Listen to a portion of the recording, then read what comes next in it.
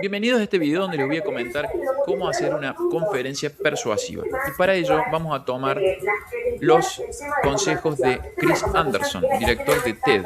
El orador exitoso es aquel que logra transferir una idea valiosa desde su propia mente a la audiencia. ¿Cómo transferimos una idea?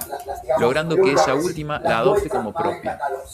¿Cómo hacemos eso? Bien, vamos a partir de este elemento, el hilo conductor.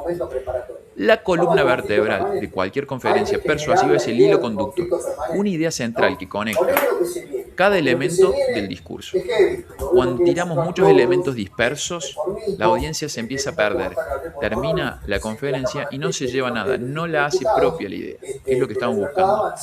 Para eso, el orador persuasivo debe ser capaz de articular este hilo en menos de 15 palabras.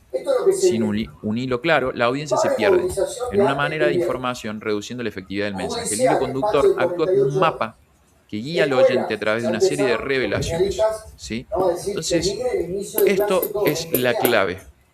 Vamos a ver algunos elementos fundamentales. Por ejemplo, puede tener mucha lógica, que es el hilo conductor, pero si yo no confío en el orador, esa lógica no la voy a hacer propia. Entonces, se tiene que partir de la confianza. Para que una audiencia sea receptiva a una idea, primero debe confiar en el orador. Hay 5 herramientas para construir esa conexión con la audiencia y generar esa confianza. Vamos a ver esas herramientas. Por un lado tenemos la conexión emocional, mediante el contacto visual, la vulnerabilidad, reconocer que tenemos errores, que nos hemos equivocado, que hemos aprendido en el camino, el humor. Admitir una debilidad personal o un fracaso reduce la distancia social y aumenta la empatía, que no es que yo estoy acá dando una conferencia porque soy el más exitoso, sino porque me equivoqué mucho, como la audiencia se puede estar equivocando o puede ser la realidad presente de la audiencia. Si yo me veo un igual con el orador, sea más probable que yo me reconozca como alguien como él. Entonces, storytelling, la segunda herramienta. El cerebro humano está evolutivamente condicionado para recordar historias. Una narrativa efectiva requiere un personaje con el que se siente identificado, tensión y una resolución clara. Podemos hablar de experiencias propias, sí, pero también podemos hablar de experiencias de otros. Tomar historias que representen el mensaje que nosotros querramos comunicar. No necesariamente tenemos que hablar de lo que nos pasó cuando teníamos 5 años, etcétera. Capaz que no sea tan relevante para el mensaje que estemos buscando comunicar. Podemos buscar también una historia real del mundo y contarla muy bien. Obviamente, es mucho más fácil contar una vivencia personal porque la vamos a recordar muy bien. Pero tengamos en cuenta esto: ¿quién es el auditorio? ¿Quién está escuchando? ¿Para qué? Para que el storytelling, la historia que estemos contando, sea relevante para ellos. Comparación. La persuasión a menudo se detiene ante la falta de comparación. El orador debe utilizar metáforas, analogías para anclar conceptos nuevos en conocimientos que la audiencia ya posee. Cuando estemos hablando de un conocimiento nuevo, es fundamental comparar ese conocimiento con lo que la audiencia conoce más. Megamarcas, cosas cotidianas, temas del día a día de la casa, por ejemplo, cosas que las personas están cotidianamente cerca. Cuando nosotros comparamos, por ejemplo, en ventas se utiliza esto de lo que te sale esta capacitación es lo que te sale un desayuno en un restaurante. Entonces, si realmente te parece caro esto o es que no es importante para vos entrenarte en esta área de ventas, por ejemplo. Entonces, esa comparativa rompe patrones mentales. Visión. Guiar a la audiencia para que vea que su visión actual del mundo es incompleta o incorrecta, ofreciendo una alternativa más robusta. Hay que ayudar a ver lo que ustedes ven, si no es difícil conectar con esa idea. Y la visión se dice explicando la gráfica, lo que ustedes están viendo. Che, estoy viendo una realidad donde la inteligencia artificial genera este cambio en el mundo, cuando ustedes transmiten muy bien la visión, la gente la puede hacer más fácil en forma propia. Demostración. El uso de demostraciones en vivo o visuales impactantes que permiten a la audiencia ver la idea en acción. No es lo mismo que yo les diga, cómo hacer un posteo en LinkedIn que se les muestre cómo la gente está posteando en LinkedIn, por ejemplo. Entonces, es importante que en esa conferencia busquemos la manera de demostrar lo que estamos diciendo con algo práctico. Vamos a ver ahora a dos referentes que nos hablan de cómo trabajar estos elementos. Fíjense, esto tiene que ver con crear confianza. Ahora vamos a ver las 4 guerras del primer minuto recomendadas por Anderson. 1. El impacto. Esto se tiene que dar en los primeros 10 segundos. La estrategia, utilizar un impacto visual, declaración provocadora o un silencio. El objetivo, asegurar la atención inmediata antes de que el cerebro filtre la información y diga esto ya no es importante, no es relevante para mí. Entonces, impacto en el primer momento, que puede ser con palabras, visual, con un objeto. Yo recuerdo haber participado de una conferencia donde el orador se paraba de manos al iniciar la conferencia. No recuerdo de qué hablaba. Curiosamente, no recuerdo de qué hablaba, pero sí recuerdo que iniciaba la conferencia parándose de manos.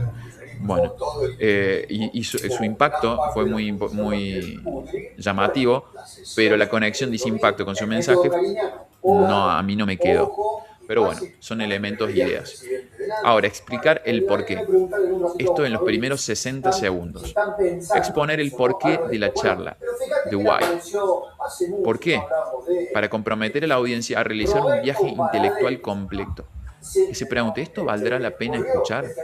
Si nosotros logramos que la respuesta sea sí, entonces tenemos un éxito, que es que se queden a ver ese contenido, esta charla, y que se metan en la historia que estamos por contar. Entonces, el por qué es importante escucharlo es fundamental. Y básicamente esto se trabaja en cómo va a ser relevante para ellos. Romper creencias. Desafiar la creencia común o el sentido común erróneo. Crear una apertura. El objetivo es crear apertura mental para la nueva propuesta. Cuando desafiamos el status quo, lo que la gran mayoría piensa, logramos esa apertura mental. Y por último, nuestro objetivo final va a ser sembrar una semilla.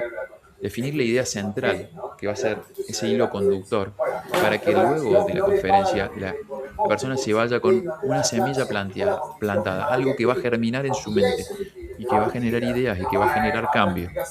Nuestro objetivo es sembrar esa semilla, y eso va a ser, lo van a lograr si el hilo conductor está muy bien armado. Ahora vamos a ver las etapas de la presentación.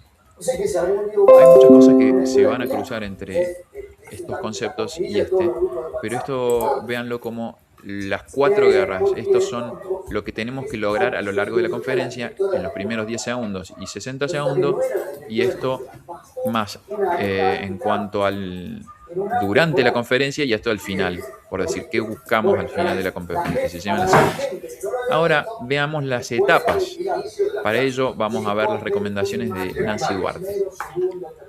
Por un lado, la apertura. Veamos con ejemplos, ¿no? El objetivo es alinearse con la realidad actual de la audiencia para establecer credibilidad.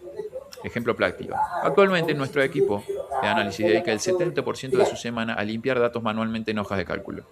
Es el proceso que nos ha permitido crecer hasta hoy y conocemos perfectamente cada fórmula que hemos construido con esfuerzo. Ven, sitúan lo que sucede hoy y que han logrado hasta hoy.